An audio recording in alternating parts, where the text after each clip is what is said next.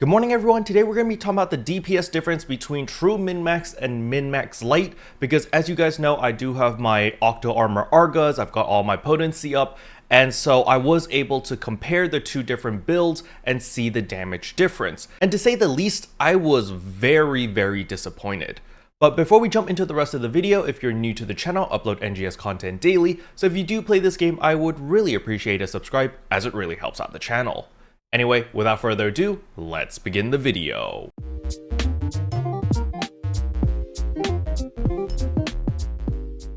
So as many of you guys already know, in order to get true min-max, you actually need to use all of the expensive capsules such as Gladiosol, High Ale Domina, Gigas Maste, Hal Finale, and then you need an XD capsule as well as a trippable capsule. So with all of those capsules, you'll have 28.7% potency on a single piece of armor. And if you're using the regular Octo Armor, it's still going to be 28.7, but it's going to apply to all of the potencies instead of just 2 potencies, okay? And if you use those augments for all 3 pieces of your armor as well as your weapon, you will have 163% potency.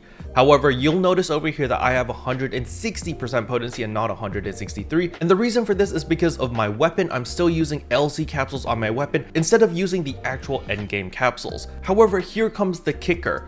The difference between min-max light, which is 153% potency, versus true min-max, which is 163% potency, the damage difference is less than 4%. So this means if you deal 6,000 damage with your true min-max build of 163% potency, if you use the min-max light variant, which is 153% potency, you're only going to be dealing 300 damage less. So 300 DPS less than the min-max, which means you're still going to be able to sustain 5,700 DPS. So is it really worth it to upgrade all the way to true min-max? It is definitely not. Unless you are trying to go for world first, or you are a speedrunner, or you fit a very specific niche where you need that extra 300 DPS. But for the average player, the amount of money you need to invest to get that 300 DPS is simply not worth it. You should just stick with your regular LC capsules, get your 153% potency, and you are good to go. Now for those who are wondering how the math works, Captain Cobalt over here made a very detailed breakdown 2 weeks ago in another video which I made about the true min-max versus min-max light, but their breakdown is very mathematically sound and it explains everything really perfectly over here. So if you do care about the math, just pause the video here, read through it, and it explains everything in perfect detail, okay? But with that being said, I want to be a little bit over dramatic right now, and I feel like for the past 7 days or the past week, I've went through all 5 stages of grief. So I went through denial when I was farming for the Octo Armor Argas. I was like, there's no way the drop rate is this low. So I went through that phase. Then I went to anger where I was like, why isn't this dropping? This is total BS. Then I went on to bargaining where I was like, Sega, please improve the drop rate. Give us a pity, give us something.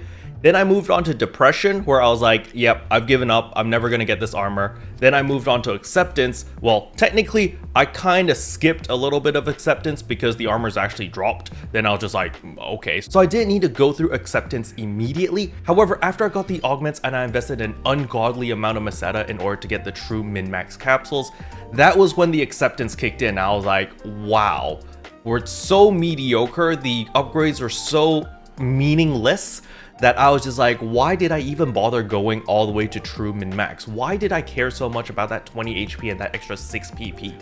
And I feel like at the end of the day, what you can learn from my mistakes over here, because yes, I do believe me going so crazy, so tunnel vision and making all these crazy rant videos about like all the problems in the game, it was all stemmed from the Octo Armor Arga. It was like the straw that broke the camel's back. You know, I was like, I love this game, I'll shill for this game, blah, blah, blah, blah, blah. And then like that one little thing just broke me, and like Kero.exe just broke. And I was just like, I choose violence this week. And so the main takeaway I want over here is basically, as an average player, or just even if you are a true min-maxer or a tryhard, you don't actually need to go for the true min-max, because the true min-max, the difference between that and what is readily accessible is such a small improvement for such an crazy cost that it's absolutely not worth it in any sense. Like there's no reason why you need to go for the true min-max, because it's gonna cost you so much versus just the regular min-max Lite. So yeah, I've kind of come to accept that mediocrity, I think that's the correct word. Like basically everyone should just aim for average or mid-tier gear, and nobody should be chasing for the end game gear, because at the current state of the game, it just doesn't make sense, right?